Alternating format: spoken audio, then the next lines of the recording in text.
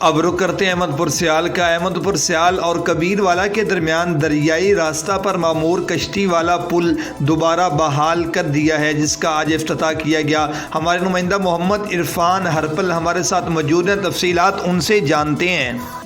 احمد پور سیال اور کبیر والا خانے والا کے درمیان دریائی فاصلے پر معمور کشتی والا پل 3 ماہ بعد دوبارہ بحال کر دیا گیا ہے، جس کا آج 9 نومبر کو افتتاح کیا گیا ہے، جو کہ 15 اپریل تک پل چلتا رہے گا۔ پل کے چلتے ہی عوام کے آمد و رفت میں بھی مزید اضافہ ہو چکا ہے، کیونکہ پہلے کشتی پر تقریباً 1 گھنٹہ لگ جاتا تھا، اب وہی سفر 1 گھنٹے کی بجائے تقریباً 20 یا 30 منٹ میں طے ہوگا۔ کیمرہ مین ٹیم کے ساتھ محمد عرفان ہرپل، City 5 TV، احمد پور سیال۔